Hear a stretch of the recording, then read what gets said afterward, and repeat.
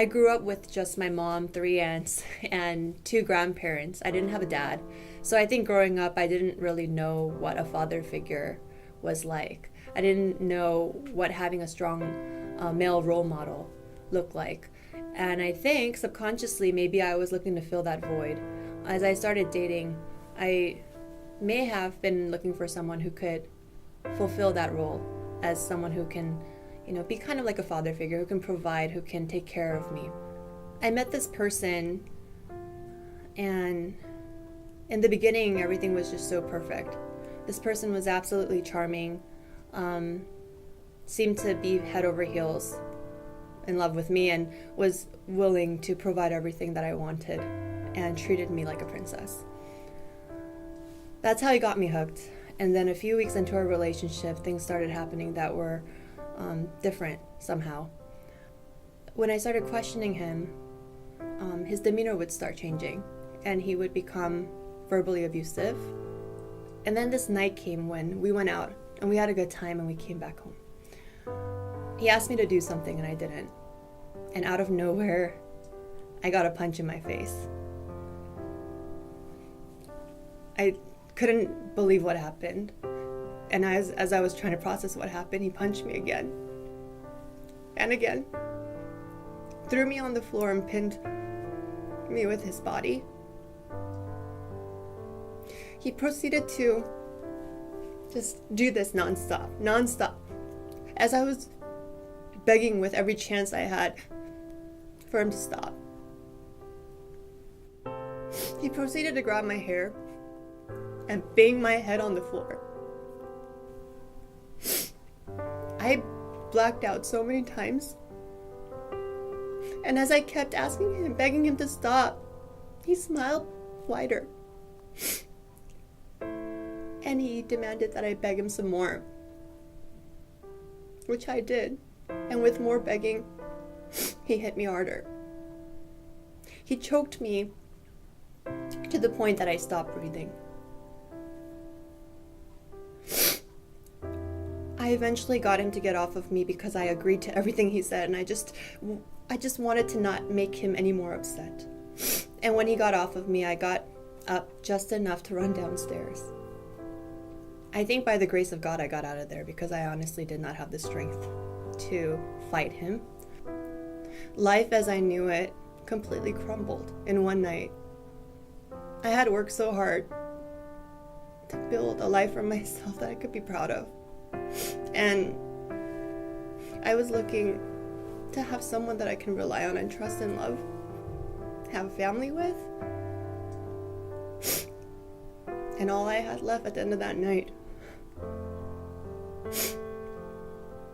were all these bruises. I couldn't understand why God would lead me down this path. I couldn't understand why God allowed me to meet such a person that could cause me so much harm. Like, I couldn't understand why I had to endure what I endured.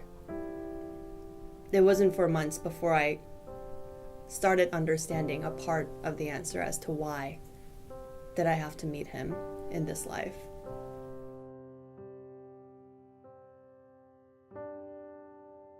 I found South Bay Community Church that way.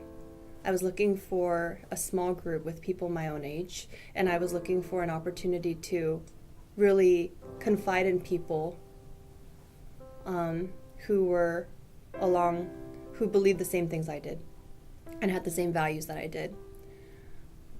Through therapy, through CPAF counseling, through my small groups, I was able to really unleash a lot of my angst, my anger, my confusion, my sadness. I was able to talk it through.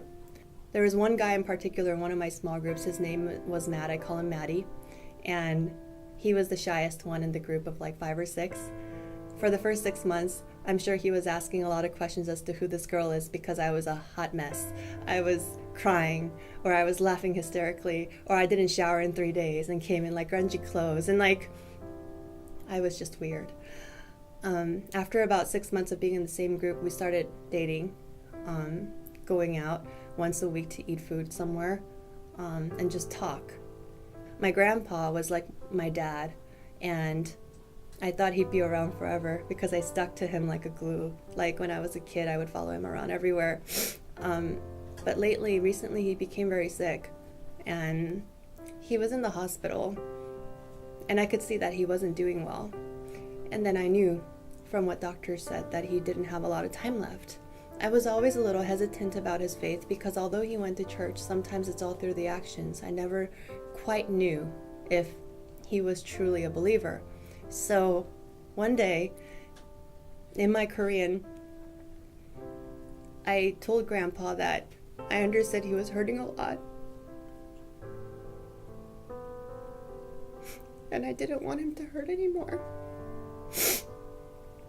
And I told him that I really wanted to play with him again like when I was a kid without him being sick anymore.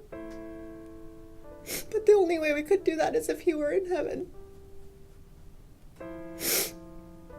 And I told Grandpa it was so important that he believed in heaven and that he believed in Jesus because that was the only way that we could see each other again. And he let me pray with him. He let me pray with him in Korean and accept Christ. When Maddie found out that my grandpa really wasn't going to make it for much longer, he asked me if it was okay to ask my grandpa for his blessing. So on a Saturday, he came in his suit to the hospital room, and he asked my grandpa for his blessing to marry me. And then he proposed in front of my grandpa in the hospital room. So my grandpa was our first witness.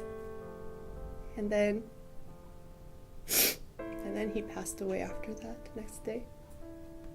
So we're planning to get married this year to end the year on a high note and to remember Grandpa in this way.